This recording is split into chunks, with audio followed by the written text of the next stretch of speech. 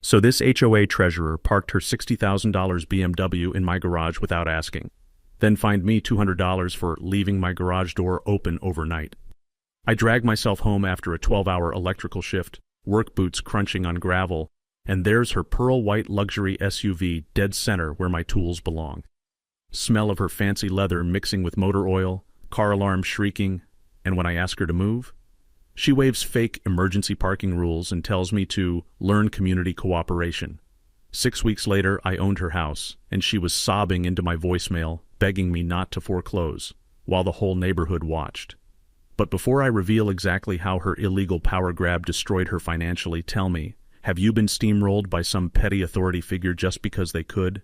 Drop your location below. I want to see how many of us are done being pushed around. My name's Jake Morrison, and 2 years ago, I thought buying my first house in Willowbrook Estates was hitting the jackpot. I'm a 34-year-old electrician, single dad to 8-year-old Emma, who stays with me every other weekend. 6 years of saving every overtime penny, eating ramen like fine dining, all for a modest 3-bedroom with the real prize, a 2-car garage I could turn into my workshop. That garage was my sanctuary. The smell of sawdust mixing with copper wire, my grandfather's weathered workbench with tools that actually built America, and space to create Emma's treehouse without some neighbor measuring my property lines. Recently inherited a small sum from Grandpa too, finally had money for real home improvements, instead of just dreaming about them. The garage door opener had this satisfying mechanical rumble when it closed each evening, sealing off my world from the suburban theater outside. Willowbrook looked perfect. Middle-class homes built 2015 to 2018, young families, retirees, $180 monthly HOA for basic upkeep. Simple rules, I figured. Keep your lawn neat, don't paint your house neon, work hard, and mind your own business. Then I met Brenda Whitfield and learned that simple was never part of her vocabulary. Brenda's 52, drives that $60K BMW like it's a weapon, lives in the corner McMansion with the circular driveway that screams, "Bow before my superiority." She's HOA treasurer, which apparently translates to supreme dictator of suburban perfection. Her husband Brad works city planning, a fact she weaponizes in every conversation like verbal ammunition. Picture this: always perfectly coiffed, designer everything, with a smile that could make Arctic ice feel warm by comparison. The kind of woman who measures your grass height while pretending to exercise her designer purse dog. My first Brenda encounter happened 6 months after moving in. I was installing safety lighting for elderly Mrs. Chen, helping her feel secure after neighborhood break-ins, when suddenly there's this shadow looming over my work. Sharp click of expensive heels on concrete. Overwhelming cloud of perfume that probably cost more than my truck payment. "Excuse me," clipboard clutched like divine scripture, "but I don't see permits posted for this electrical work."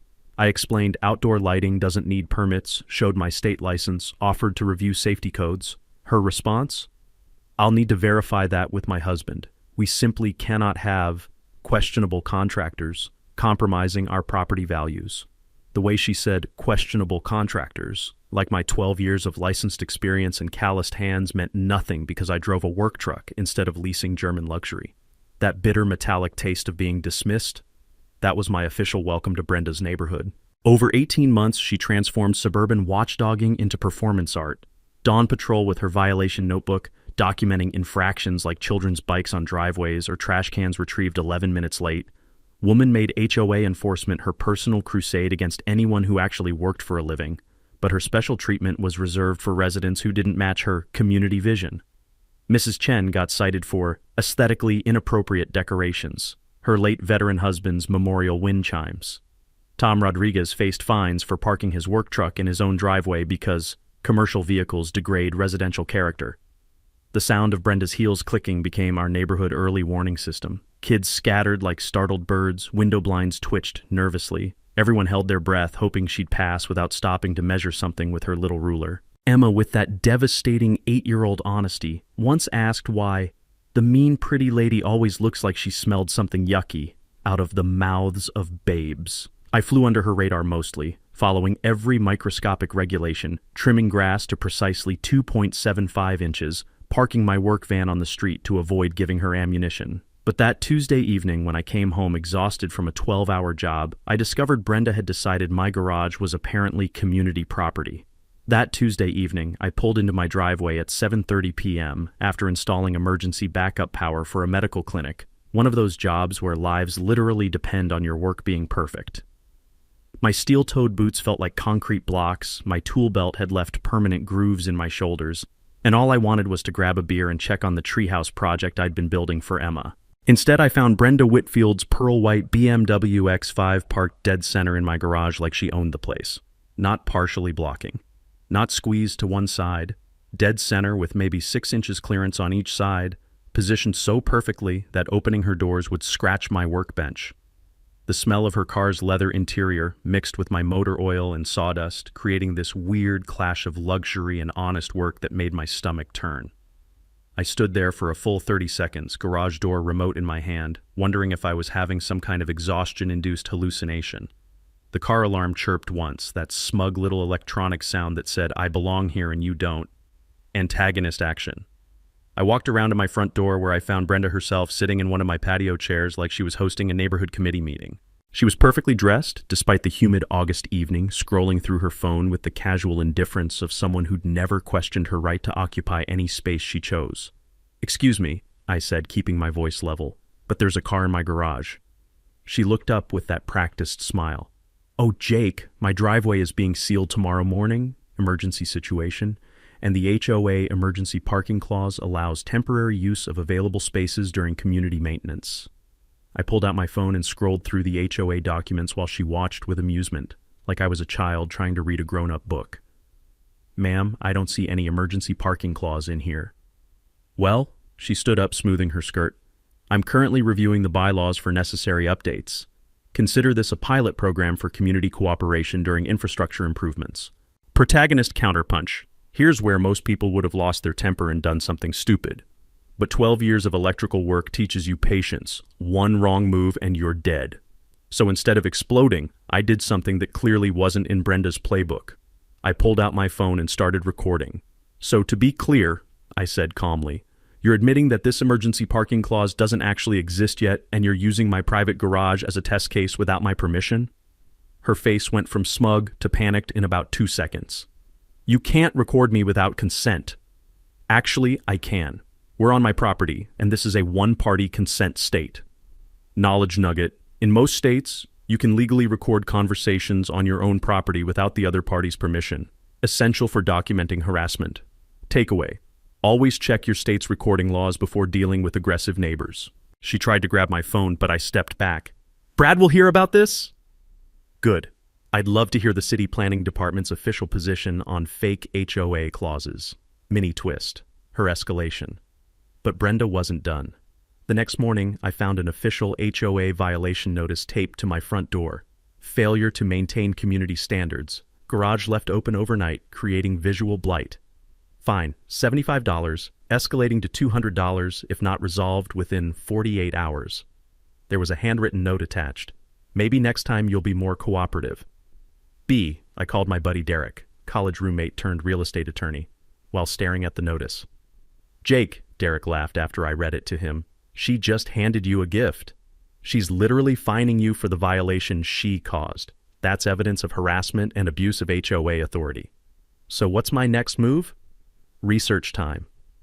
HOA formation documents are public record at the county office. Find out what authority they actually have versus what they claim to have. During my lunch break, I drove to the county courthouse, the taste of institutional coffee mixed with the musty smell of old filing cabinets as I dug through incorporation papers. What I found made me smile for the first time since this started. Her second move. Meanwhile, Brenda was busy. I came home to find she'd emailed the entire neighborhood. Urgent community notice, resident violation creating security concerns due to unsecured garage overnight. Board reviewing enhanced enforcement procedures. Emma called that evening, excited about her upcoming weekend visit. "Daddy, is my treehouse going to be ready?" "We might have to work around some obstacles, sweetheart." "Is the mean lady being mean again?" "Yeah, baby. But Daddy's learning how to be mean back, the right way." What Emma didn't know was that my county research had revealed something Brenda definitely didn't want the neighborhood finding out about. Friday morning hit me with a new level of audacity, one that even I hadn't expected from Brenda. Not only was her BMW still sitting in my garage like some luxury parasite, But she'd brought a friend, a sleek black Mercedes sedan, now sitting beside it, taking up every inch of space where my tools used to be. I found my electrical supply cabinet, the one with $3,000 worth of equipment, pushed against the back wall with a brand new padlock, where my lock used to be. My tools were scattered across my workbench like someone had been rummaging through a junk drawer, and there was a sticky note on my grandfather's old vise, quote, "Temporary relocation for client staging, community cooperation appreciated, -BW, end quote." The metallic taste of pure rage filled my mouth, mixed with the sharp smell of expensive car leather and whatever fancy perfume she'd sprayed around my workspace, like she was marking her territory. Instead of doing what every fiber of my being wanted to do, which involved those bolt cutters hanging on my garage wall, I did something that would hurt Brenda more than any tool could. I called the non-emergency police line. "Hi, I'd like to report a trespassing situation and possible theft of personal property."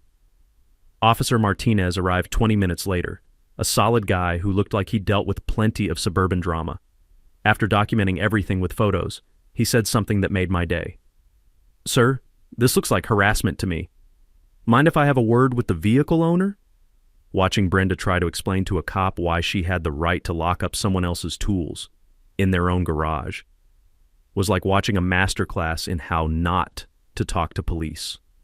Her voice got higher with each excuse. Her hands fluttered like confused birds, and Officer Martinez's expression grew more skeptical by the minute. The sound of his pen clicking as he took notes was like a countdown timer to Brenda's credibility evaporating.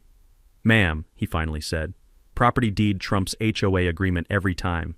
You might want to remove your vehicles before this becomes a criminal matter." That afternoon, I drove to the county surveyor's office with a mission. I remembered Derek mentioning once during our college days that property deeds always trump HOA plat maps in legal disputes. The deed describes exactly what you own, while HOA maps are often based on preliminary surveys that don't reflect final construction. Your deed is the ultimate legal authority over your property, not what any HOA claims on their maps. The clerk, a helpful woman named Janet, who'd clearly seen her share of property disputes, pulled up my lot survey with the enthusiasm of someone about to deliver Christmas morning news. "Oh, honey," she said, pointing at the screen, "you own 18 inches more toward the street than your HOA thinks you do. See this line here? That's your actual boundary. Your garage is completely on your own property." The original developer had sold me the property with clear title to the entire garage footprint, but the HOA's formation documents used an outdated preliminary survey. That was legally worthless. I walked out of that office feeling like I'd just found the cheat code to Brenda's game. By Saturday, Brenda had escalated to full neighborhood social media warfare. She called an, quote, "emergency," end quote, HOA board meeting for Monday night, with a notice that looked more like a court summons, quote, "urgent property boundary dispute requiring immediate resolution," end quote. She also launched a Facebook campaign that would make political operatives jealous. Her post about, quote, "some residents who prioritize vacation over community safety," end quote, got shared to 3 neighborhood groups. But her strategy backfired spectacularly. Mrs. Chen commented with a detailed account of Brenda's harassment campaign. Tom Rodriguez shared photos of his own bogus violation notices. Sarah Mitchell posted a screenshot of the actual HOA bylaws, proving most of Brenda's, quote, "rules," end quote, existed only in her imagination. My personal favorite comment came from Janet Martinez, Officer Martinez's wife, as it turned out. Quote, "Funny how some people think badges give them the right to other people's property," with a rolling eyes emoji, end quote. Sunday morning brought Brenda's most desperate move yet. I woke up to find a city towing notice stuck to my work van. Apparently it violated, quote, "commercial vehicle restrictions," end quote, and would be towed Thursday morning. The beautiful irony? My van was parked legally on a public street, where I'd specifically put it to avoid any HOA issues, but Brenda's husband Brad had pulled strings at city planning to manufacture a violation that didn't exist. Emma called that evening, practically bouncing through the phone with excitement. "Daddy, can we work on my treehouse this weekend?" "Absolutely, sweetheart, and I think we might build it even bigger than we originally planned." "How come?" "Because Daddy learned something very interesting about our backyard. Turns out we own more of it than some people think we do." What I didn't tell Emma was that her innocent treehouse project was about to become the perfect demonstration. of exactly where my property lines really were, and who actually had the legal right to be there. Monday evening arrived with all the drama of a neighborhood soap opera. I walked into the Willowbrook Elementary cafeteria for the, quote, emergency, end quote, HOA meeting to find only 3 people sitting at a folding table that looked like it had been borrowed from a church basement sale. Brenda sat in the center wearing a navy blazer that screamed, quote, I'm in charge here, end quote. Flanking her were 2 board allies I'd never actually seen before, Harold something or other, a retiree who nodded at everything Brenda said like a dashboard bobblehead, and Patricia whoever, a woman who looked like she'd been professionally trained to purse her lips in disapproval. The cafeteria still smelled like today's lunch special, that unmistakable aroma of institutional mac and cheese mixed with industrial floor cleaner. It was about to smell a lot worse for Brenda. Where's everyone else? I asked, pulling out my phone to start recording. The other board members couldn't make it tonight, Brenda said with that practiced smile. But we have a quorum, so we can proceed with essential business. I sat down in one of those tiny plastic chairs designed for second graders, my knees practically touching my chin. The sound of the chair creaking under my weight echoed through the empty cafeteria like a warning shot. First order of business, she announced. Motion to clarify parking enforcement procedures in light of recent non-compliance issues. She slid a typed document across the table. 3 pages of legal-sounding nonsense that basically said the HOA could fine anyone for anything related to, quote, vehicular storage creating visual disruption to community standards, end quote. The motion included retroactive fines for, quote, unauthorized garage usage patterns and, quote, dating back 60 days for $800. You're trying to fine me $800 for how I use my own garage? I asked.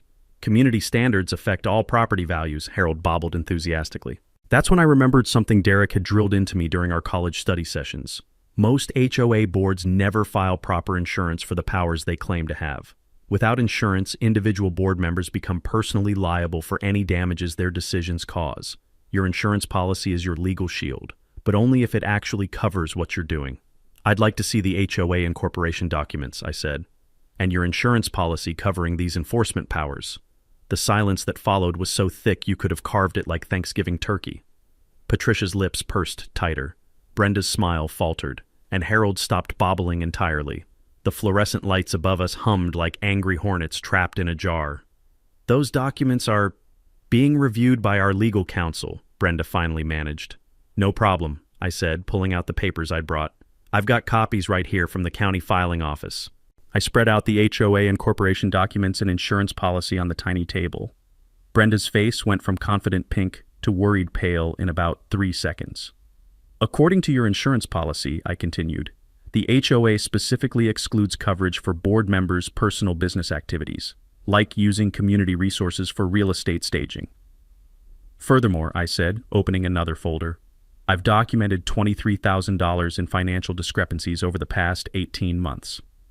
The pattern was beautiful in its criminal simplicity. Storm cleanup billed to the HOA but performed by city crews for free. Landscape consultations charged to community funds but done through Brenda's private company. Emergency tree removal that cost us $8,400. For trees the city had removed at no charge. But here's what I hadn't expected to find, the real twist that made my electrician's heart sing. Mrs. Whitfield, I said, pulling out one final document, did you know your husband's city planning emails are subject to public records requests? The color drained from her face faster than water down a broken drain. I read from Brad's official email, quote, problem properties requiring community pressure to improve neighborhood composition. Target working-class homeowners for maximum leverage, end quote. Harold's mouth fell open like a broken garage door. Patricia actually gasped, and Brenda looked like someone had just told her the FBI was outside. That's taken out of context, she whispered. There's more, I said. Quote, wife staging business needs 3-month access cycles. Recommend escalating HOA pressure on Morrison property for optimal client presentation timeline, end quote.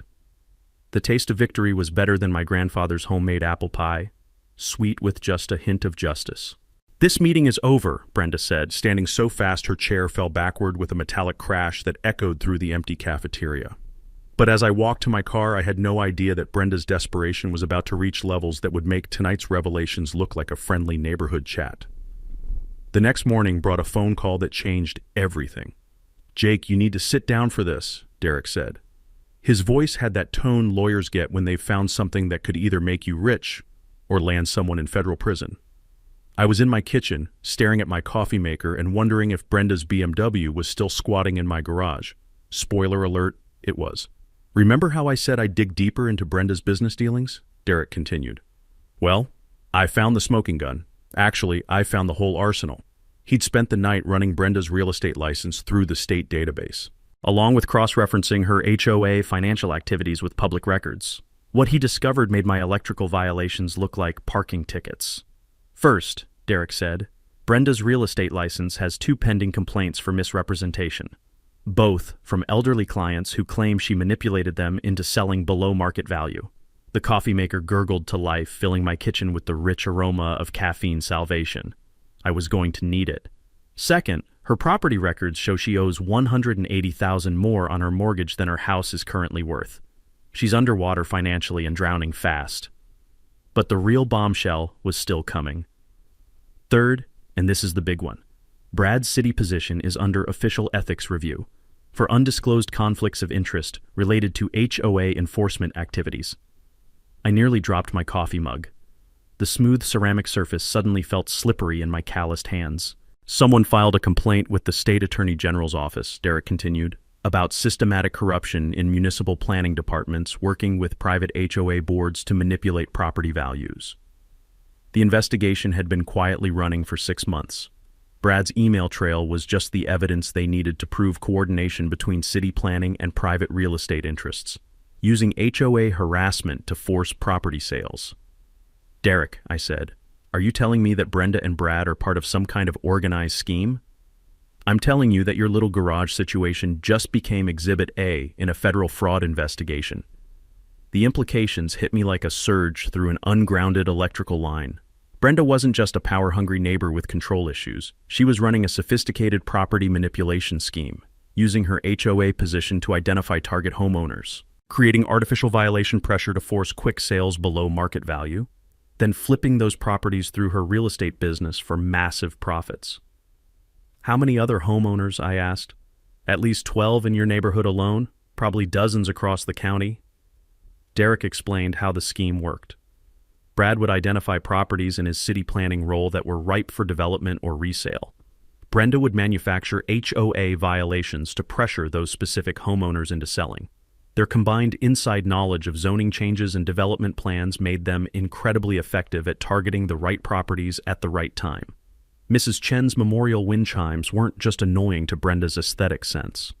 They were an excuse to pressure an elderly widow into selling her house 6 months before the city announced plans for a new community center that would boost property values by 30%. Tom Rodriguez's work truck wasn't really a community eyesore. It was parked on a lot that Brad knew would be rezoned for mixed-use development within 2 years. My garage wasn't just convenient parking for Brenda's staging business. My property sat on a corner lot that would become extremely valuable when the new shopping center got approved next spring. "The beautiful part," Derek said with the satisfaction of a prosecutor who just cracked a major case, "is that they documented everything. Brad's emails, Brenda's violation records, even invoices showing her staging company billing clients for access to properties she obtained through HOA pressure." So, what happens now? Now you have more power in this situation than Brenda could have ever imagined. She's not just facing HOA accountability anymore. She's looking at federal fraud charges, conspiracy, and civil rights violations. I hung up the phone and walked out to my garage, where Brenda's BMW still sat like a $40,000 confession letter. But now I understood something that changed my entire strategy. This wasn't about parking. This wasn't about property rights. This was about taking down a criminal enterprise that had been systematically stealing from working families across our entire county. Time to call in some bigger allies. Derek's revelation changed everything. This wasn't neighborhood drama anymore. This was organized crime disguised as suburban governance. And that meant I needed to think bigger than just getting my garage back. I spent Wednesday afternoon assembling what Derek called, quote, team justice, end quote. Though honestly, it felt more like recruiting for the world's most suburban version of Ocean's 11. First up was Mrs. Chen. I found her in her garden, tending to the memorial flowers she'd planted around her late husband's wind chimes, the ones Brenda had tried to ban as, quote, aesthetically inappropriate, end quote. Mrs. Chen, I said, how would you feel about helping me expose exactly what Brenda's been doing to this neighborhood? Her weathered hands paused over a rosebush that had been blooming for 40 years. Jake, I've been keeping records since the day that woman showed up at my door with her clipboard. I was hoping someone would eventually ask. She disappeared into her house and returned with a shoebox full of documentation that would make an FBI forensic accountant weep with joy. Every violation notice, every threatening phone call, every time Brenda had photographed her property without permission, all dated, time-stamped, and cross-referenced with neighborhood events. Military training, she explained with a smile that could have powered the neighborhood. My late husband taught me that documentation beats confrontation every time. Next was Tom Rodriguez. I found him in his driveway, working on the engine of that work truck Brenda had tried to get towed. The smell of motor oil and determination filled the evening air. Tom, I need someone with your kind of practical expertise. He looked up from under the hood, wiping his hands on a rag that had seen more honest work than Brenda's BMW. You mean someone who knows how to install security equipment without leaving fingerprints? I mean someone who understands how to document things properly. Tom's grin could have lit up the whole street. Brother, I've been waiting for this conversation since the day she tried to fine me for parking my own truck in my own driveway. Over the next hour, Tom explained his background in military intelligence, how he'd been quietly mapping Brenda's patrol patterns, recording her violation schedule, even documenting which houses she photographed and when. Turns out having a combat veteran with surveillance training living 2 streets over was like having a neighborhood guardian angel with a security clearance. Sarah Mitchell joined our impromptu war council when she showed up with her laptop, and the kind of organizational skills that come from managing 33rd graders every day. I've been running the neighborhood Facebook group like an intelligence operation, she said, pulling up spreadsheets that would impress a data analyst. Every complaint about Brenda, every suspicious HOA activity, every time someone got a bogus violation notice, all cross-referenced and categorized. Derek arrived Thursday evening with a legal strategy that was beautiful in its simplicity. We were going to let Brenda continue digging her own hole, while building an airtight case that would protect every homeowner in the county from similar schemes. First, Derek explained, spreading documents across my kitchen table, we file a formal complaint with the State Real Estate Board about Brenda's license violations, using Mrs. Chen's documentation. The complaint would trigger an automatic investigation into Brenda's business practices, including her use of HOA authority to manipulate property sales. Real estate boards take this kind of thing very seriously because it makes their entire industry look corrupt. Second, he continued, we submit Brad's email evidence to the State Attorney General's office. They're already investigating municipal corruption. This gives them everything they need to prove conspiracy. Derek had learned from his prosecutor friends that the key to taking down corruption networks is patience. Let them think they're winning while you build overwhelming evidence. Make them confident enough to keep committing crimes while you're recording everything. Third, we prepare a civil lawsuit under federal civil rights statutes, property deprivation, conspiracy to violate civil rights, pattern of harassment targeting specific demographic groups. The civil rights angle was crucial.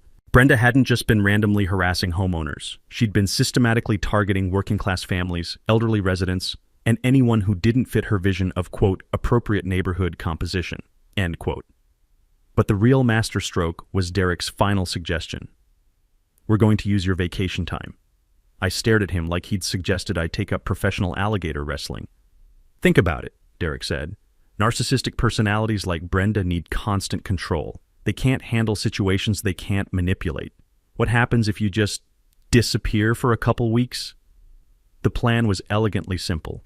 I'd take my accumulated vacation time and go camping with Emma, completely off the grid. No cell service, no internet, no way for Brenda to contact or manipulate me. Meanwhile, Tom would house sit and document every single thing Brenda did. Mrs. Chen would coordinate with other neighbors to record any escalating behavior. Sarah would monitor social media and keep the neighborhood informed. Without you there to react to, Derek explained, she'll have to show her true colors to everyone else. Narcissists can't help themselves when they think they're winning. The taste of anticipation was like the first bite of perfectly grilled barbecue. This was going to be satisfying in ways Brenda couldn't even imagine. Emma's weekend visit was coming up, and for the first time since this whole mess started, I was genuinely excited to tell her we were going camping. For 2 weeks of the most strategic relaxation of my life. Day 3 of our Yellowstone camping trip, and I was teaching Emma how to identify animal tracks by the creek when my satellite emergency communicator buzzed with a message from Tom. Quote, "She's lost her mind. Call when you can get signal." End quote. Emma was building a dam out of smooth river rocks, completely absorbed in her engineering project. The smell of pine needles and mountain air should have been relaxing. Instead, I found myself hiking to higher ground to get cell coverage, wondering what fresh hell Brenda had unleashed on the neighborhood. Tom answered on the first ring. "Jake, brother, this woman is unhinged. Day 1, she tried to get into your garage at 6 a.m. with a crowbar. I sat down on a boulder that had probably been there since the last ice age, watching eagles circle overhead while Tom described Brenda's escalating desperation. Day 2, she called a locksmith, claimed it was an HOA emergency inspection for electrical hazards. Locksmith took one look at her story and left. But here's the good part. I got it all on video. Tom had positioned cameras to cover every angle of my property, motion activated, infrared capable, uploading to cloud storage that Brenda couldn't tamper with. Military-grade surveillance disguised as standard home security. Day 3, that's today. She brought City Electrical Inspector Frank Morrison, no relation to you, by the way, told him you had dangerous wiring that needed immediate inspection. The beautiful thing about working in the electrical trade for 12 years is that you know every inspector in the county. Frank Morrison was a straight shooter who didn't appreciate being lied to about emergency situations. Frank took one look at her story and asked for the complaint filing number, Tom continued. When she couldn't provide one, he asked who reported the electrical hazard. When she said she did, he asked for her electrical license number. I could picture Brenda's face when she realized she'd just claimed expertise she didn't have to a man who'd been inspecting electrical work since before she got her real estate license. Frank told her that filing false electrical emergency reports was a misdemeanor. Then he left, but not before he gave me his card and said to call if she tried anything else. The mountain air was crisp and clean, carrying the sound of Emma's laughter as she tested her rock dam against the creek current. Meanwhile, 200 miles away, Brenda was apparently having a complete meltdown. But Jake, that's not even the worst part. Tom's voice dropped to that tone military guys use when they're about to describe something truly spectacular. Last night, around midnight, she tried to jimmy your garage lock with what looked like a butter knife. I confronted her, and she claimed she heard, quote, strange noises and was investigating community safety concerns, end quote. Please tell me you recorded that. Brother, I got her on camera attempting breaking and entering while explaining to a Marine veteran how community safety works. It's like watching someone fail a sobriety test while insisting they're the designated driver. Tom had filed a police report for attempted burglary. Officer Martinez took one look at the security footage and recommended that Brenda speak with a lawyer immediately. But her response to getting caught red-handed was even more revealing. She posted on the neighborhood Facebook group at 2 a.m., Tom said. Quote, "Some residents think vacation planning is more important than community safety. Dangerous electrical situations require immediate attention regardless of individual convenience." End quote. Sarah Mitchell had screenshot everything before Brenda could delete it. The 2 a.m. timestamp made it clear that she'd posted immediately after getting caught trying to break into my garage. The neighbors are turning against her, Tom continued. Mrs. Patterson from Oak Street commented that maybe people who break into garages at midnight aren't the best judges of community safety. Got 47 likes in 6 hours. Derek had called that morning with updates from the legal front. The State Real Estate Board had fast-tracked their investigation after receiving Mrs. Chen's documentation. Brad's city position was now under active review by the Ethics Committee, and the Attorney General's office was very interested in Brad's email trail. One more thing, Tom said. She tried to bribe me yesterday. That got my full attention. Eagles could circle all they wanted. This was better than nature documentary. $500 cash, just to let her into your garage for, quote, 1 hour to retrieve important staging materials, end quote. I told her those staging materials looked suspiciously like your electrical tools.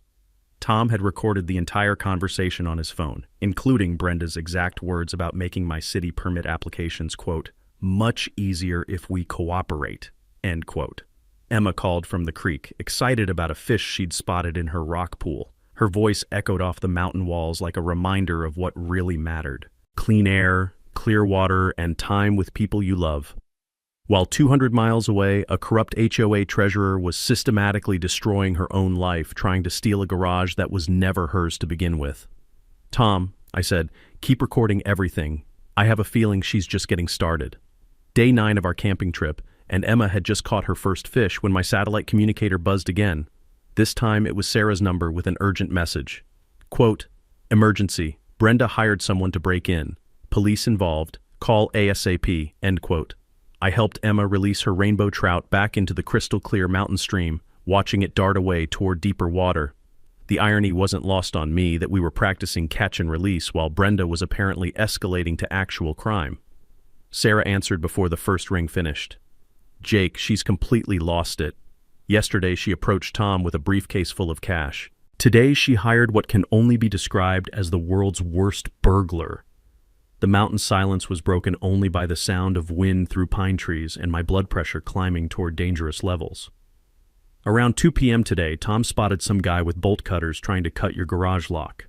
When Tom confronted him, the guy claimed to be a, quote, "licensed contractor working for the HOA," end quote.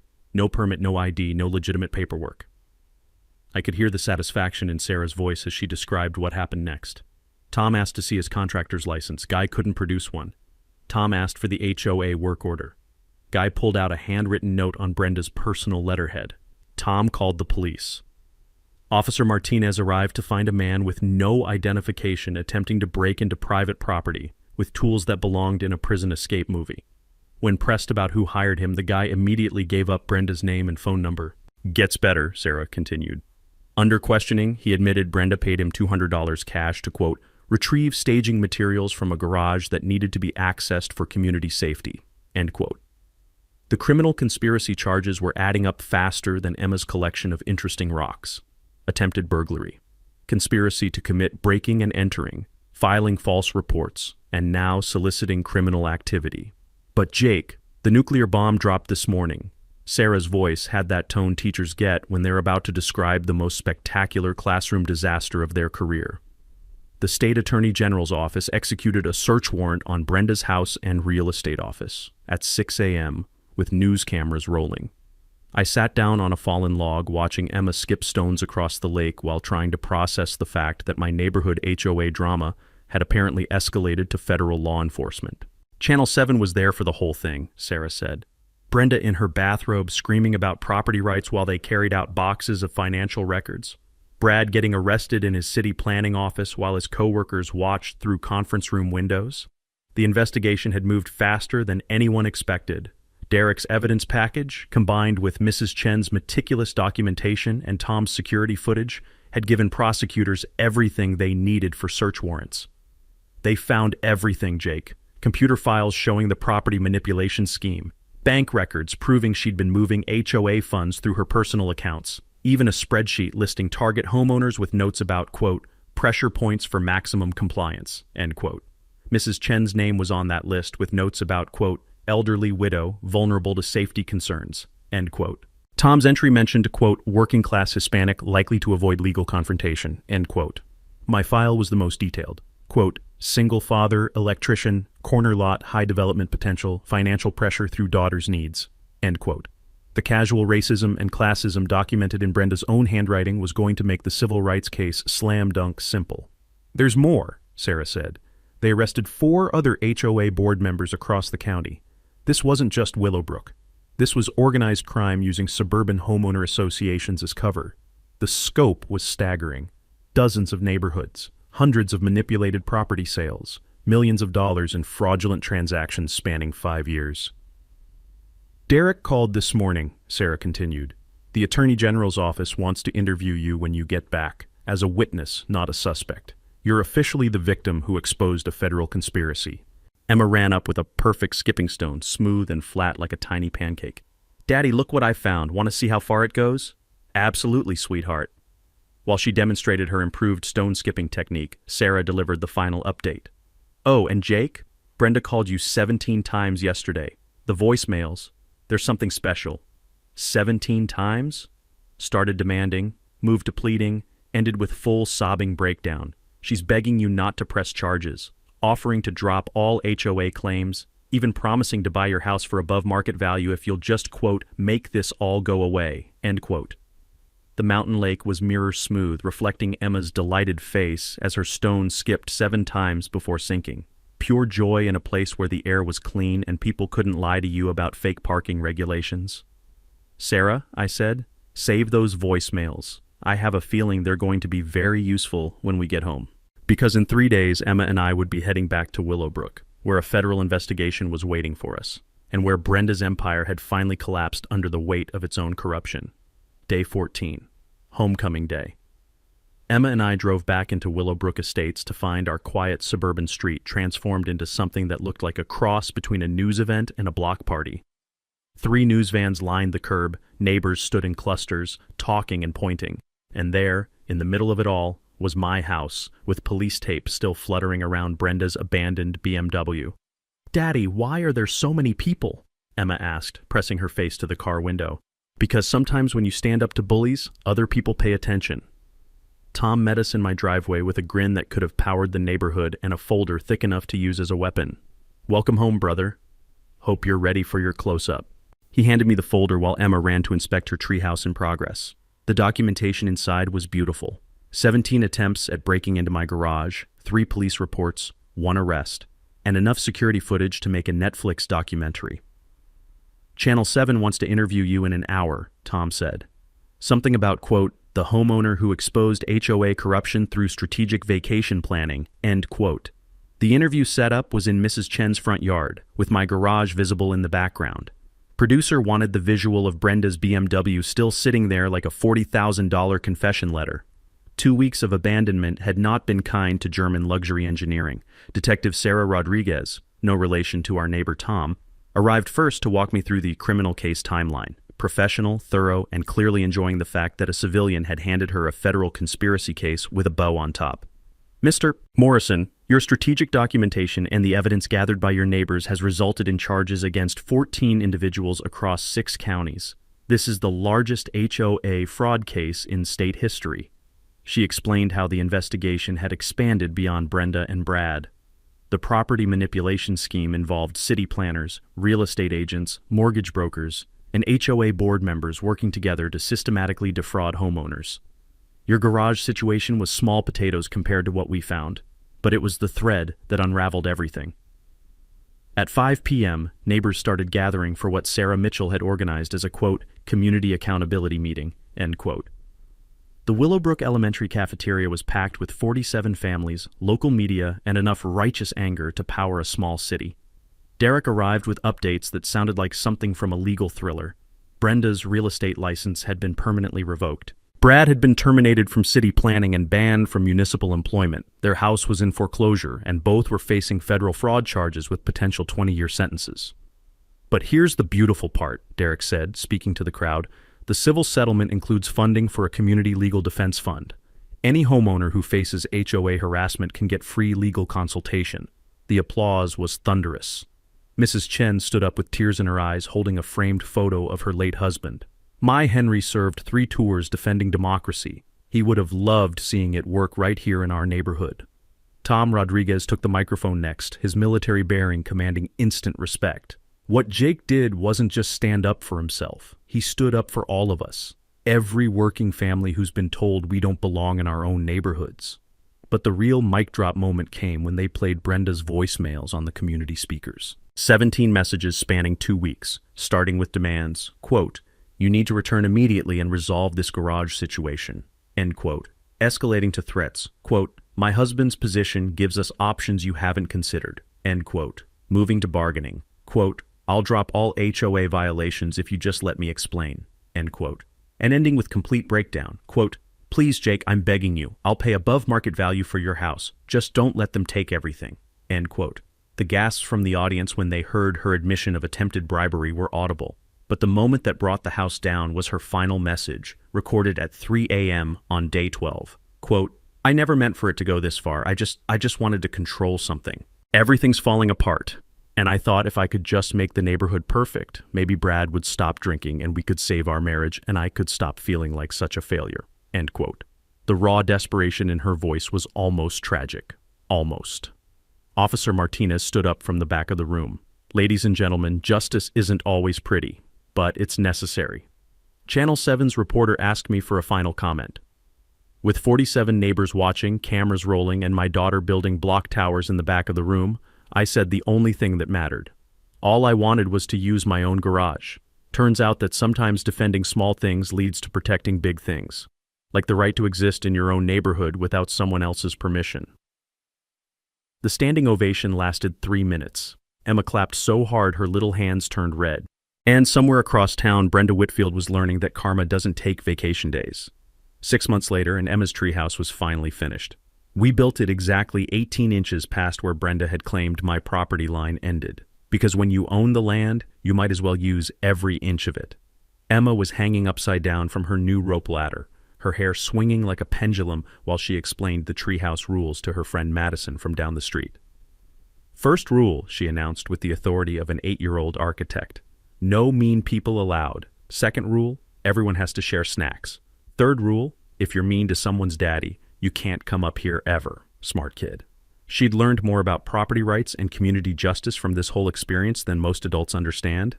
The civil lawsuit settlement had been finalized last week.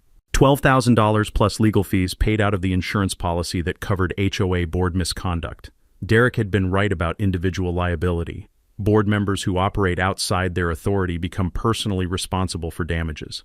But I didn't keep the money. Instead, I used it to establish the Willowbrook Property Rights Defense Fund.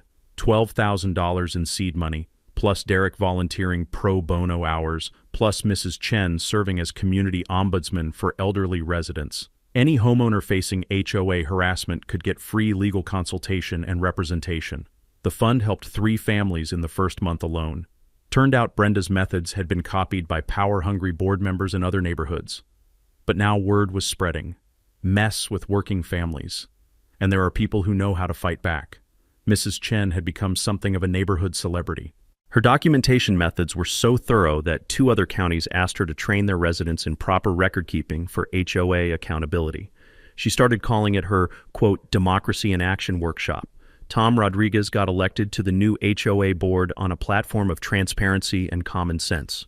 First order of business was posting all financial records online for public review. Second was establishing a policy that board members couldn't profit from their positions in any way.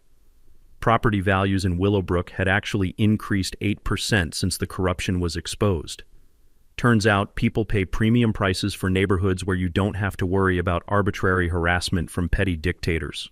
Sarah Mitchell started a YouTube channel called, quote, HOA Accountability Network, end quote, teaching homeowners how to research their rights, document violations, and build coalitions for community protection. Her subscriber count hit 50,000 last month. Derek's law practice got so many HOA corruption cases that he hired 2 associates and started specializing in homeowner protection law. He jokes that my garage situation was the best marketing campaign he never paid for. Emma's relationship with me had grown stronger through the whole experience. She'd learned that sometimes adults need to stand up to bullies too, and that doing the right thing isn't always easy, but it's always worth it. Daddy, she said one evening while we were grilling burgers in the backyard, are you proud of what we did? I'm proud of what you did, sweetheart. You were patient while Daddy learned how to be brave. Can we go camping again this summer? Absolutely, but this time, just for fun. The annual, quote, Garage Door Day barbecue had become a neighborhood tradition. Every August we celebrate the day ordinary people proved that corrupt authority doesn't get the last word. Kids draw chalk art about brave neighbors. Adults share property improvement projects without fear. And everyone remembers that democracy works best when citizens pay attention. Brenda and Brad both pled guilty to federal fraud charges. She got 18 months in minimum security prison. He got 2 years and permanent ban from government employment. Their house sold at auction for 60% of its previous value. Karma, as it turns out, is very expensive. But here's the thing I want you to remember. This story started with one woman parking in one man's garage without permission. It ended with federal investigations, criminal convictions, and protection for hundreds of families across multiple counties. Sometimes the biggest changes start with defending the smallest spaces. So here's my challenge for you. Share your own HOA nightmare story in the comments. You never know who might need to hear that they're not alone in fighting back against petty tyrants who think badges give them the right to run other people's lives. And subscribe and ring that bell, because next week I'm telling you about the time a city inspector tried to condemn someone's house for having too many books. And how one librarian fought back with a law nobody knew existed, because bullies only win when good people stay quiet, and Emma's treehouse rules still apply. No mean people allowed.